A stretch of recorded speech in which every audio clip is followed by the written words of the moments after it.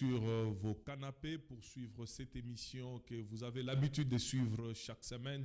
35 minutes avec Basile Kanda. 35 minutes avec Basile Kanda qui reçoit pour vous un homme de Dieu bien, un homme de Dieu qui a une mission prophétique, si je peux le dire, pour la République démocratique du Congo. Il s'agit, vous vous en doutez, du prophète Jean-Marc Kadima qui vit en Allemagne. Il est le responsable d'Eden Diaspora qui s'est fixé comme objectif de prier pour le Congo, pour la restauration et la délivrance de la République démocratique du Congo. Bonsoir prophète. Bonsoir Papa Basile. C'est un plaisir pour moi de vous avoir sur le plateau des 35 minutes avec Basile. Nous allons parler essentiellement sur Eden Diaspora. Vous êtes ici pour une mission bien précise qui concerne aussi cette organisation Eden Diaspora. Est-ce qu'en 2 mots, vous pouvez expliquer aux téléspectateurs qui nous suivent ce que c'est Eden Diaspora? Merci beaucoup pour l'invitation et pour cette opportunité que vous me donnez afin de pouvoir m'exprimer sur votre plateau. Eden Diaspora veut dire seulement Eden, c'est ensemble pour la délivrance de la nation. Diaspora, pourquoi? Parce que nous sommes dans la diaspora, nous les Congolais et les Africains qui sommes dans la diaspora, nous faisons partie de cette plateforme. Vous pouvez vous souvenir d'Alain Moloto par exemple. C'était un homme que Dieu a suscité dans notre pays. Il avait 2 missions. Une mission c'était créer Gaël pour l'adoration et une autre mission c'était Eden, prier pour la délivrance du Congo. Et le Seigneur avait fait grâce. Nous on avait aussi un autre mouvement de prière, prier pour le Congo, pour l'Afrique, qu'on avait déjà au niveau de l'Europe. Mais 3 semaines avant qu'il meure, Dieu nous fit entrer en contact avec lui. Et par là, nous avons repris les flambeaux après sa mort pour continuer. Alors, pour honorer sa mémoire, nous avons rebaptisé notre mouvement à Eden. Et diaspora, ça dit, ça concerne les Congolais qui sont en dehors du pays. Oui, merci beaucoup, prophète. Vous avez dit que Eden Diaspora s'occupe plus de la délivrance et la restauration de la nation. Ouais. Pour que vous y arriviez à la création de ces mouvements, c'est qu'il y a eu un problème. Ouais. Qui vous a poussé à la création d'Eden Diaspora. Qu'est-ce qui a réellement milité à la création d'Eden Diaspora? D'abord, c'est quoi? La création d'Eden Diaspora, si je peux faire un peu une petite historique, c'est d'abord une mission que le Seigneur nous a donnée. C'est que quand nous regardons notre pays, la République démocratique du Congo, c'est un pays qui est immensement riche. Oui. Il n'y a pas un pays au monde qui soit riche comme le Congo. Le Congo, c'est le premier pays qui est riche potentiellement, avec tout ce que Dieu a mis dans avec un peuple relativement très pauvre. Le peuple le plus pauvre de la terre vit sur une terre la plus riche. Donc c'est un contraste vraiment très profond. Yeah. Donc on ne peut pas comprendre cela, c'est tout à fait impossible. Alors il y a des gens qui pensent que c'est une chose qui est naturelle, qui est normale. Le Congolais vit sur une terre qui est riche, mais il tend la main à la solidarité internationale pour qu'on puisse l'aider. Yeah. Donc la richesse qui se trouve au Congo, c'est un don de Dieu. Dans la Bible, il est écrit, là où se trouve ton trésor, c'est là où se trouve ton cœur. Exactement. Alors, le cœur de Dieu se trouve au Congo. Le trésor de Dieu est au Congo. Et quand vous allez voir, vous verrez que le Congo, c'est un pays qui est au centre de l'Afrique et qui est au centre de l'humanité entière. Alors, Dieu a mis sa richesse, la richesse de Dieu l'a placée au Congo. Et il prend un homme, il le place au Congo, c'est un Congolais. Donc, le Congolais, c'est un prince. Parce qu'il vit dans les jardins, dans les jardins de Dieu. Il vit dans la parcelle. Moi, je dis toujours comme ça. Le Congolais est en train de vivre dans la parcelle de Dieu. Mais c'est l'homme le plus pauvre de la terre. Alors, oui, prophète, je ne vous coupe pas la parole. Par rapport à ce que vous avez dit, que c'est un paradoxe pour un Congolais très pauvre de vivre dans un environnement très riche, potentiellement très riche. Ouais. Mais par rapport au commun des mortels, tous ceux qui suivent l'actualité congolaise, on attribue la souffrance ou la pauvreté du Congolais aux politiques. On dit que ce sont les politiques qui n'ont pas bien géré. Ce sont les politiques qui sont à la base de toutes les difficultés, de tout le mot pratiquement dont souffrent les Congolais aujourd'hui. Est-ce que vous êtes d'accord avec ça? Ou Eden Diaspora a une autre vision par rapport à celle-là? Particulièrement, je ne suis pas d'accord avec cette façon d'analyser les choses, de remettre tout sur les dos des politiciens. Parce que pour que les politiciens arrivent là-bas, ils passent par le peuple. C'est le peuple qui amène les politiciens à être là. C'est le peuple qui a accepté ces politiciens. Parce que si le peuple n'accepte pas les politiciens, il ne sera pas là. Donc le problème, ce n'est pas les politiciens, le problème, c'est le Congolais lui-même. Donc le Congolais a reçu une nation qui est potentiellement riche, mais son esprit n'a pas le même niveau que, disons, la nation qu'il a reçue. Vous savez, lorsque Dieu vous donne un pays qui est riche, qui vous donne beaucoup de richesses, c'est-à-dire Dieu vous voit à la grandeur. Oui. Vous devez avoir de la grandeur de l'esprit. Et le problème maintenant avec nous, les Congolais, c'est ça. Nous n'avons pas la grandeur de l'esprit. Il y a une écriture en Ecclésiaste chapitre 10, verset 7 qui dit « J'ai vu une folie dans le monde, c'est que j'ai vu des princes marcher par terre et des esclaves marcher sur les chevaux. » C'est-à-dire, il y a des princes qui ont la mentalité des esclaves. Il y a des princes qui ne connaissent pas qu'ils sont princes. Donc, nous les Congolais, c'est ça le problème. Nous sommes des princes, mais nous ignorons notre identité. Le problème du Congo, c'est l'identité. Parce qu'un prince qui ignore qu'il est prince, il va vivre comme un esclave. Donc, il aura la mentalité des esclaves. C'est ça le grand problème que nous avons au Congo, c'est qu'un peuple se détermine de lui-même. Et il y a quelqu'un qui a dit, un peuple mérite les dirigeants qu'il a. Donc, si vous avez des dirigeants qui sont forts, ça dit le peuple est fort. Si vous avez des dirigeants qui sont médiocres, ça dit le peuple est médiocre. Si vous avez un manque de leadership, c'est-à-dire c'est la base. Parce que quand on parle même de la démocratie, c'est-à-dire c'est un pouvoir qui part de la base. C'est-à-dire le sommet reflète les fruits de la base. Donc le problème du Congo, ce n'est pas la politique d'abord. Oui. La politique, c'est la conséquence du peuple. Du peuple. Et aujourd'hui, nous voyons que les gens attaquent la conséquence, ils laissent la cause. C'est pourquoi nous avons toujours au Congo ce que nous appelons un cercle vicieux. Si aujourd'hui les gens combattent aujourd'hui que celui qui est là quitte et je m'assois, si quelqu'un vient aujourd'hui, il fera la même chose que l'autre. On a vu tous les gouvernements, comment ça s'est passé dans notre pays, depuis l'indépendance jusqu'à aujourd'hui, qui a fait mieux? Là, vous ouvrez une brèche, prophète, vous dites que le peuple mérite les dirigeants qu'il a. Ouais. Donc, si les dirigeants sont médiocres, ouais, ça implique à dire que le peuple aussi absolument est médiocre. Absolument. Est-ce que vous pouvez expliciter? Puisque là, vous ouvrez une brèche qui va demander un grand débat, mais je ne voudrais pas débattre à votre place, puisque c'est vous qui avez ouvert la brèche. Est-ce que vous pouvez expliciter? Ce n'est pas une citation qui vient de ma part. Hein? Oui. Bon, j'ai oublié. Mais c'est un constat. C'est un constat qu'on fait par rapport au peuple congolais aujourd'hui. Absolument. Pourquoi? Utilisons seulement le principe de la démocratie. Oui. Le principe de la démocratie veut que le pouvoir passe par le peuple. Exactement. C'est-à-dire le peuple, si quelqu'un il est intelligent, et le peuple vote un homme, nous avons des candidats, un qui est intelligent et un autre qui n'est pas intelligent. Et le peuple vote celui qui n'est pas intelligent. Oui. Donc celui-là, il reflète la voix du peuple. Il reflète les choix du peuple. Regardez toutes les grandes démocraties orientales et occidentales que nous avons.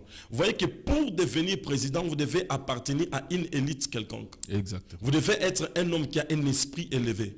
Vous devez être quelqu'un qui a des valeurs. Mais au Congo, ce n'est pas ça. Au Congo, on ne vote pas les gens pour des valeurs, on vote des gens pour l'appartenance.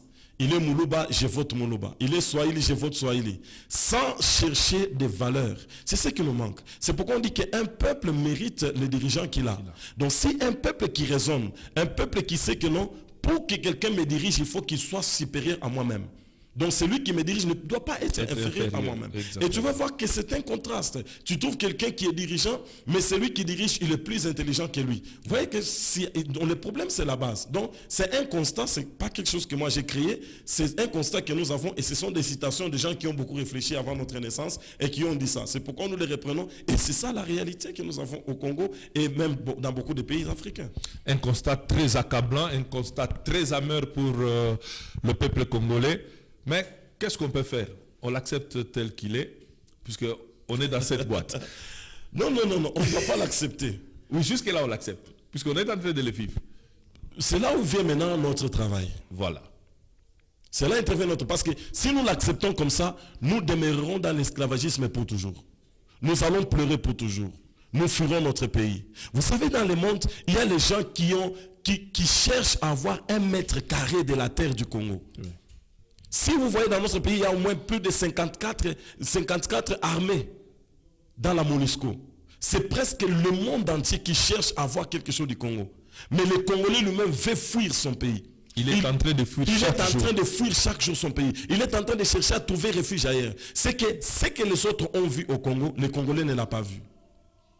Et cela est dû à quoi? Et cela est dû à l'ignorance de son identité. Donc le véritable problème du Congolais, c'est la connaissance de son identité. Quand tu ne connais pas qui tu es, tu ne sauras pas entrer dans ta destinée. Et le Congolais, il ne connaît pas son identité. Il y a 3 choses que les Congolais ignorent. Le Congolais, il s'ignore lui-même, il ignore sa nation, l'identité de sa nation, et il ignore les promesses que Dieu a faites sur la nation. Si je peux essayer un peu d'entrer en détail, de donner un peu de détails là-dessus, on commence par le mot Congo. Le mot Congo ne s'écrit pas avec C. Ça s'écrit avec K. Le mot Congo s'écrit avec K. Il vient de la langue Kikongo, l'une de nos langues au Congo. Comme les Occidentaux, ce sont des gens qui voient loin, qui connaissent beaucoup de choses sur l'Afrique et sur le Congo. Ils ont voulu d'abord commencer par torpiller l'identité du Congolais. Ils ont essayé de chercher à dévier notre destinée pour nous brouiller afin qu'on ne connaisse pas ce que nous sommes. Parce que si on connaît ce que nous sommes le peuple le plus fort de la planète. Alors, qu'est-ce qui se passe? On prend d'abord le nom Congo, on enlève K, on met C. Et ça change même la signification du mot. Oui. Lorsque vous rentrez dans la Bible, chaque nom a une signification. Et la signification du nom a une influence dans la vie de la personne qui porte ce nom-là. C'est pourquoi vous verrez que Dieu a changé le nom de certaines personnes. Abraham, il est devenu Abraham. Parce qu'il fallait qu'il ait son identité pour entrer dans sa destinée. Sarai, elle est devenue Sarah. Jacob, il est devenu Israël. Saul, il est devenu Paul. C'est-à-dire qu'il fallait remettre quelqu'un dans son identité originale dans laquelle Dieu le voyait. Alors, le Congo ne s'écrit pas avec C, il s'écrit avec K. Et dans la langue Kikongo, le Congo a 3 significations.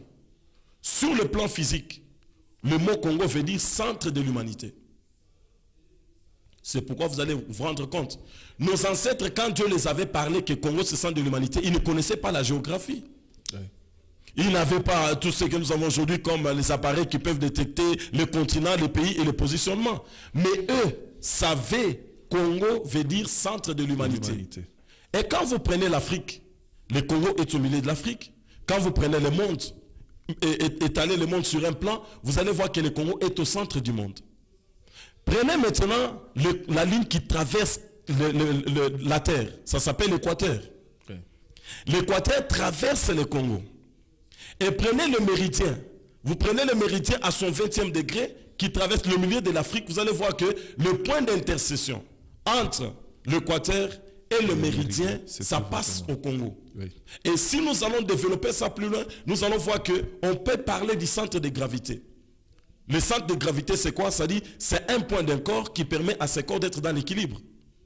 Et l'équilibre du monde passe par le Congo. C'est pourquoi toutes les grandes inventions que nous avons vues dans le monde sont passées par le Congo. Le monde vit à cause du Congo. La Deuxième Guerre mondiale est finie à cause du Congo. La mathématique a commencé au Congo. On a découvert ce qu'on appelle les bâtons d'Ishango, qui datent de 25 000 ans avant Jésus-Christ.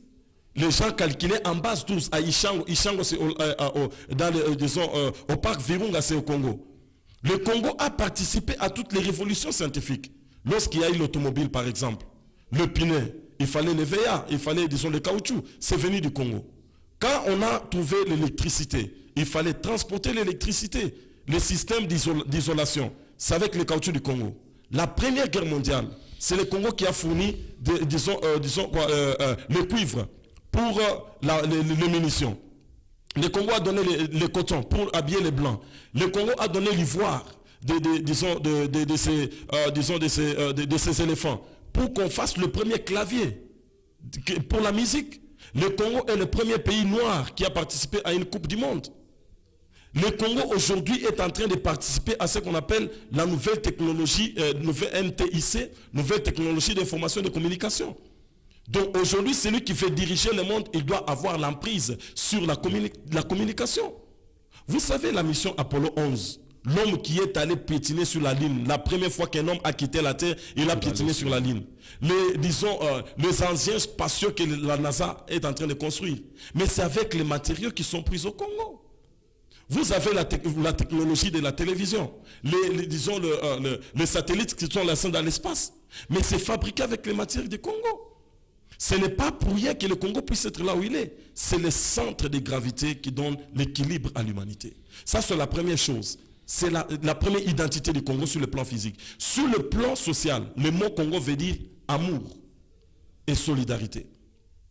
Si nous voyons les malheurs que nous avons aujourd'hui, c'est à cause de notre solidarité.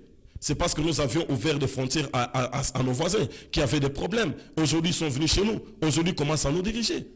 Parce que le Congo veut dire, nous avons un cœur. Le peuple congolais, c'est un cœur qui a un peuple hospitalier, un peuple qui a l'amour.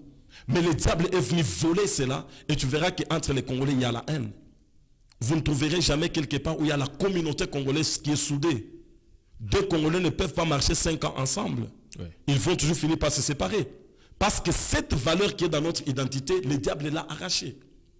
La troisième signification du mot Congo veut dire Dieu. En Kikongo, on appelle Dieu Nekongo Kalunga, c'est-à-dire Dieu Tout-Puissant.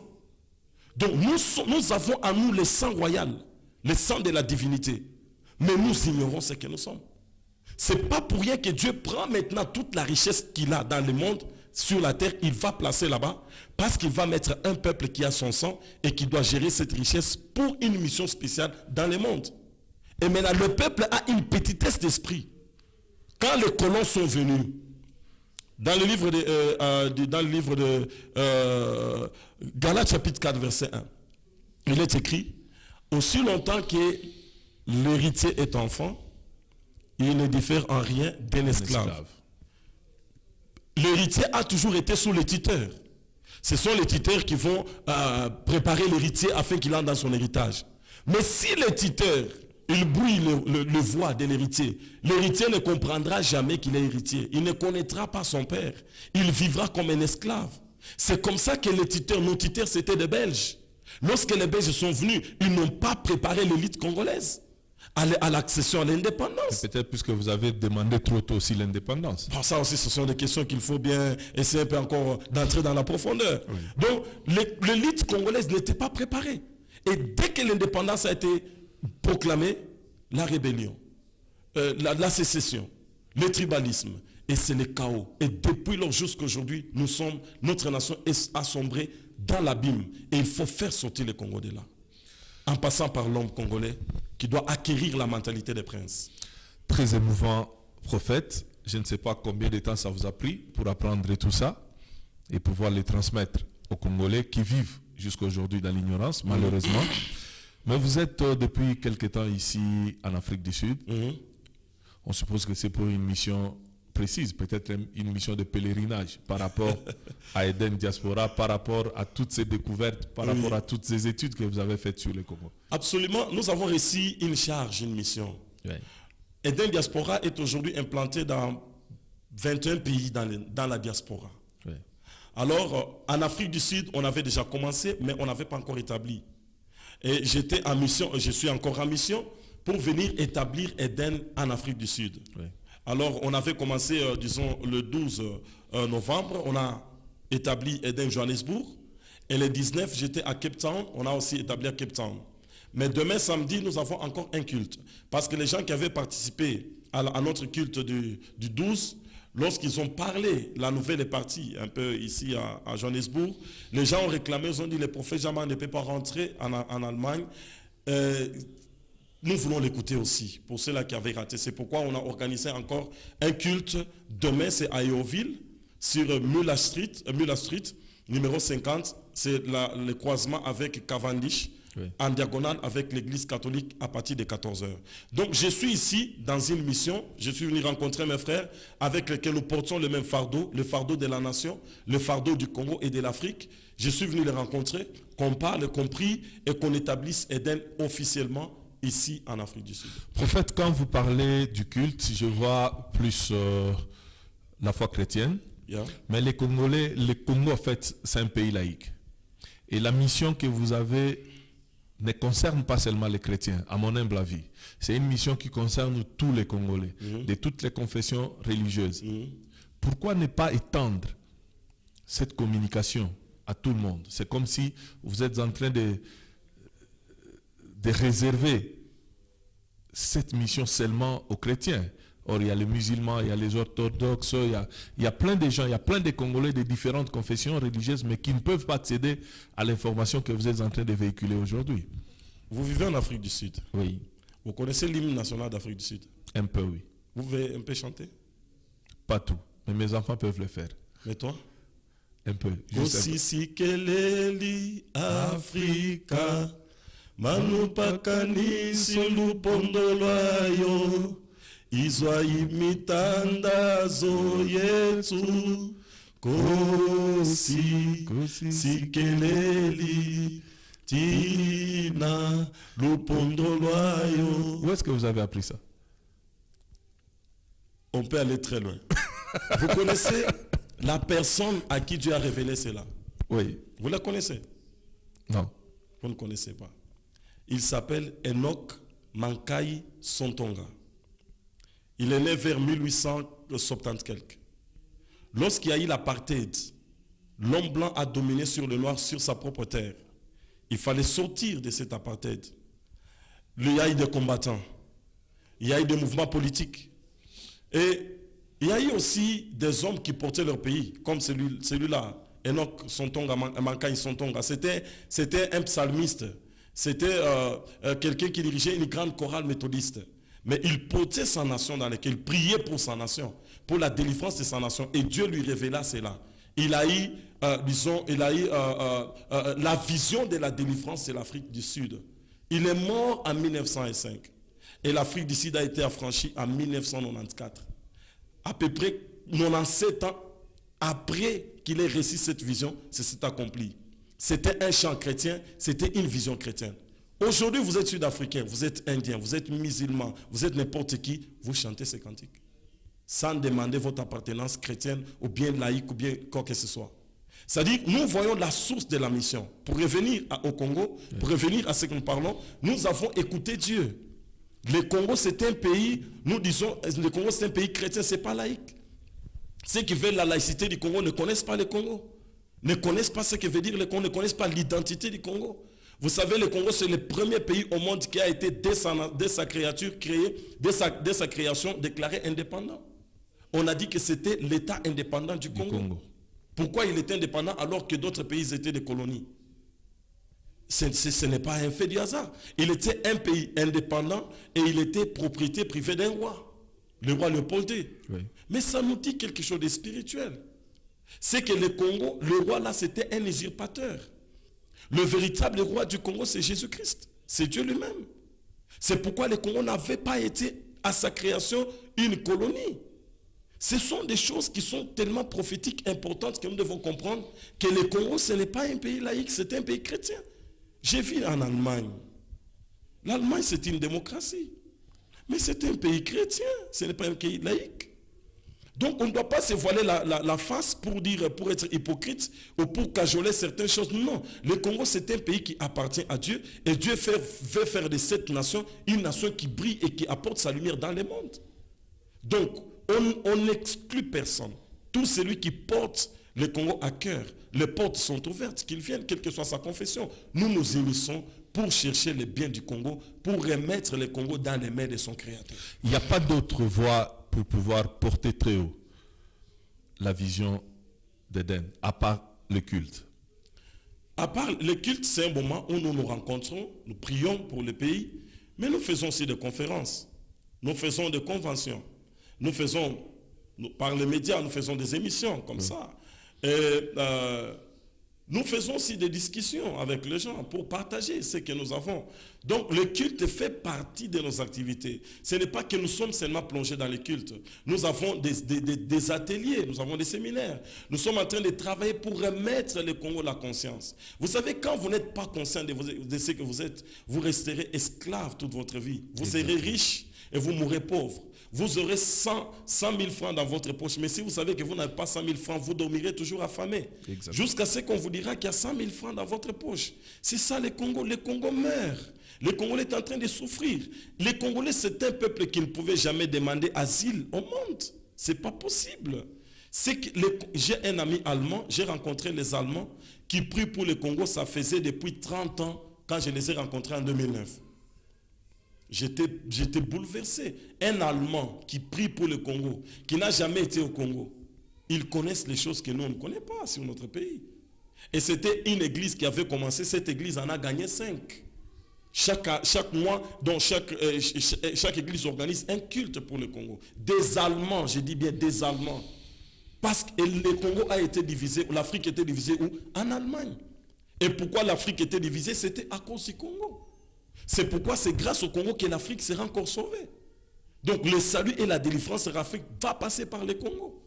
Et les Allemands prient pour le Congo. Moi-même, Congolais, j'étais étonné de voir ça. Ça m'a poussé à aller plus loin, à commencer à chercher. J'ai cherché et je suis retourné sur des choses que Dieu m'avait dites depuis 1997, 1998. Dieu m'avait beaucoup parlé sur le Congo. Et à partir de 2011, j'ai initié le mouvement de prier pour le Congo et pour l'Afrique, qui en 2013 s'est transformé en Eden Diaspora.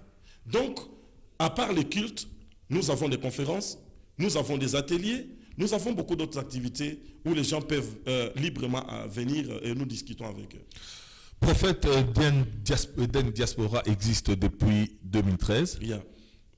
Quel est l'état des lieux que vous faites de votre mission? Vous avez parcouru le monde pour prêcher cette bonne nouvelle, la conscience de l'homme congolais. Quel est l'état des lieux que vous faites aujourd'hui? Vous avancez, vous reculez, vous faites du surplace?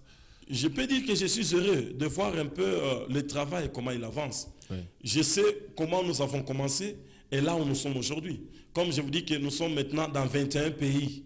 Ce n'est pas petit. Nous sommes dans la tous les plupart en Europe ou une grande partie aussi en Afrique? Une grande partie en Europe.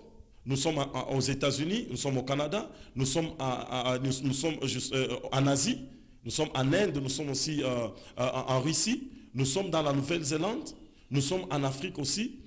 Alors le seul continent où nous ne sommes pas encore entrés, c'est l'Amérique du Sud.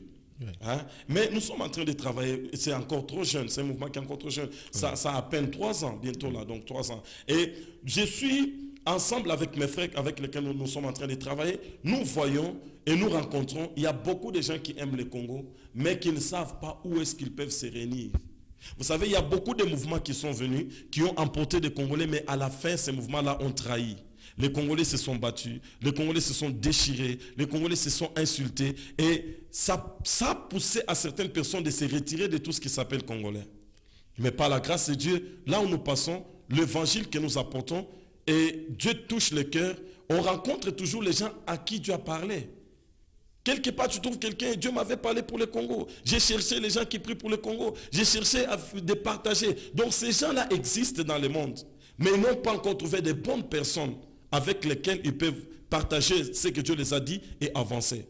L'état des lieux que je peux faire aujourd'hui pour Eden Diaspora, je peux être heureux. Ensemble avec nos frères avec lesquels nous travaillons, ça avance, c'est bien, Eden Diaspora est en train d'avancer. Prophète Jean-Marc, vous avez bien parlé. Je pense que nos téléspectateurs qui sont en train de nous suivre partout à travers le monde aujourd'hui sont en train de découvrir un homme qui parle pour son pays, un homme qui porte réellement son pays dans son cœur. Mais prophète, du point de vue politique, quelle est la part d'Eden Diaspora? Est-ce que vous avez eu peut-être à contacter les autorités politiques du Congo pour pouvoir partager de cette vision avec eux? Ou vous êtes limité seulement au niveau de la diaspora jusque-là? Du point de vue politique, nous parlons et nous faisons des activités. Nous savons qu'on nous suit partout. Oui. Et particulièrement, dernièrement, j'ai lancé un message au président Joseph Kabila que Dieu m'avait donné. Ça se trouve sur YouTube. J'ai un canal YouTube pour l'amour de ma nation. Dieu m'a parlé pour le président de la RDC, le président Joseph Kabila. J'ai placé le message sur YouTube. Je sais qu'on est en train de nous suivre. Est-ce que vous avez eu des réactions positives ou négatives? Bon, personnellement, je peux dire qu'on ne m'a pas contacté, mais c'est public, c'est dit, par rapport à après les 19.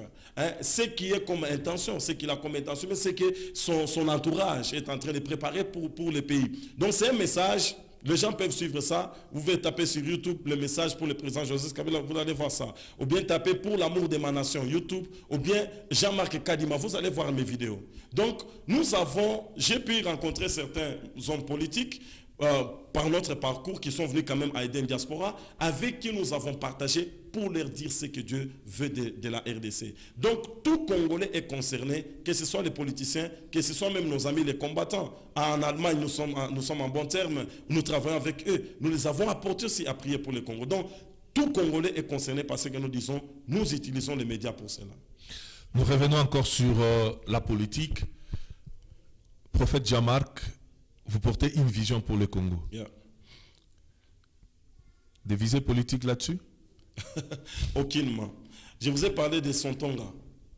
Il a commencé sa mission à 1890 quelques. Mais prophète, on connaît beaucoup de pasteurs aussi dans la diaspora, qui ont parlé comme vous, qui se sont battus pour le Congo, mais aujourd'hui ils sont versés dans la politique. Raison pour laquelle je pose la question, peut-être c'est par rapport à la mission, puisque vous n'avez pas encore franchi le seuil, ou on peut vous croire sur parole que vous ne franchirez pas. Je ne pense pas, Dieu ne m'a jamais dit que je serai président du Congo. Ni politicien. Ni politicien. Mais j'ai une mission, c'est de réveiller la conscience congolaise. Et c'est une mission, je peux dire c'est une grande mission. On ne sait pas si nous allons voir ça, tous les changements de la guérison du Congo qui viendra. Nous pouvons mourir, mais nous voulons céder à la génération qui va venir. Parce que vous savez, il y a un problème que nous avons. Nous n'avons pas la culture de l'héritage. Oui. On ne sait pas garder un héritage, on ne sait pas le transmettre. Oui. Pourquoi nous avons un problème de leadership au Congo? Je suis grand, je reste grand, je meurs grand. Après ma mort, il y a quelqu'un qui a dit après moi c'est le déluge. C'est ça le mal. Nous voulons cultiver cette nature-là des princes dans les Congolais. Ce que nous disons aujourd'hui, je pense bien que nous allons mourir et c'est peut-être d'autres générations qui entreront. Nous voulons nous battre pour d'autres générations. Donc, pour moi, devenir président du Congo, tu n'auras que 5 ans. Et après les 5 ans, on doit voter une autre personne. Donc c'est comme si je suis en train de... Peut-être que vous allez glisser aussi. Oh ben non, excusez-moi. Ça c'est quelque chose qui n'est pas dans ma pensée. J'ai une grande mission qui est très grande. Qui est plus noble que celle d'un chef de l'État. Qui est plus noble qu'un chef de l'État. Une grande mission qui a... Je ne sais pas comment finira ma vie, je ne sais pas. Mais je sais quand même que les gens qui ont de grandes visions, la plupart des temps ne voient pas la réalisation de ces visions. Exactement. Prenez Martin Luther King. I have a dream. Il a dit que j'ai vu un noir et un blanc manger sur la même table. J'ai vu le paradis, la terre promise pour les États-Unis. Martin Luther n'est pas entré dans cette terre promise. Je vous ai parlé des noms de Sontonga. Il a vu la terre promise pour l'Afrique du Sud. Aujourd'hui, il n'a pas vécu ça. Nous avons Moïse. Il a parlé de la terre promise à Israël. Moïse n'est pas entré dans la terre promise. Si vous voyez des gens avec de grandes visions, souvent ils n'entrent pas dans ces visions, mais ils ouvrent seulement les portes. En suivant la même trajectoire, le prophète Jean-Marc va voir, mais ne va pas entrer. Ce sera possible. C'est possible que nous voyons. Prenez Alain Moloto, vous l'avez vu. C'est un grand combattant, des gens qu'on n'a jamais vus dans notre nation. Un homme qui est mort pour la cause de sa nation. Il a parlé de la gloire qui viendra sur le Congo. Est-ce qu'Alain Moloto a vu ça? Il n'a pas vu ça. Nous avons saisi l'idéal qu'il avait. Nous avons saisi les choses qu'il avait, ajouté à ce qu'on avait, nous voulons transmettre ça, nous voulons séduire les gens. Nous devons avoir un rêve. Il faut vivre pour un idéal. Il ne faut pas vivre pour la voiture. Il ne faut pas vivre pour la parcelle. Il ne faut pas vivre pour le pouvoir. Il ne faut pas vivre... Pourquoi les gens s'accrochent, ils veulent devenir président à vie? Parce qu'il n'a pas un idéal. Il faut vivre pour un idéal. Nous mourrons pour un idéal, nous vivons pour un idéal et nous voulons que le Congo lève sa conscience à ce niveau de l'idéal. Le Congo changera. Malheureusement, nous courons derrière les temps nous fait défaut. Tekarech TV nous a accordé 35 minutes. On a 35 minutes avec Basile Kanda. Nous sommes arrivés pratiquement à la fin de cette émission Prophète. Un mot de la fin ou une question que vous aurez bien voulu que je vous pose, que je ne vous ai pas posée? Le mot de la fin, je voulais lancer l'appel à tous nos frères qui sont ici en Afrique du Sud. Vous qui aimez la nation, vous qui aimez le Congo, je lance cet appel à mes frères, mes collègues, les pasteurs, à tous les chrétiens. Nous avons une terre que Dieu nous a donnée, qui est si précieuse. Nous avons une terre que le monde envie, mais dont nous ne connaissons pas la valeur. Nous demandons de nous rejoindre dans ces mouvements Eden Diaspora. Eden Diaspora n'est pas un parti politique. Eden Diaspora n'est pas une église, ni une pastorale, mais c'est une plateforme chrétienne de prière et de conscientisation du Congolais afin de le préparer à récupérer sa place de prince pour accéder à son héritage. Vous allez avoir le numéro de téléphone pour Eden Diaspora ici en Afrique du Sud. Même vous qui nous suivez dans le monde, entrez www.edendiaspora.org vous allez nous avoir. Sur Facebook, Eden Diaspora, vous allez nous avoir. Donc, les numéros vont passer. Venez ensemble pour la délivrance de notre nation. Voilà ce que je peux lancer comme message à nos frères. Et je vous dis merci de nous avoir accordé vraiment ces temps pour passer ensemble avec vous. Ça a été un honneur pour moi, prophète, de vous avoir sur ce plateau de Tekarej TV. Nous vous disons merci, vous tous qui nous aviez suivis de partout. Merci à l'équipe technique qui m'a accompagné tout au long de cette émission. Nous disons merci au prophète Jean-Marc Kadima qui nous a tenu compagnie, qui nous a donné réellement la vision d'Eden Diaspora, une vision noble qui concerne notre grand et beau pays, le Congo. Nous espérons que le Congo va changer. Ça, c'est le souhait de tout le monde. Nous vous disons merci et nous nous retrouvons encore une seconde fois ou une fois encore la semaine prochaine. Merci et bye bye.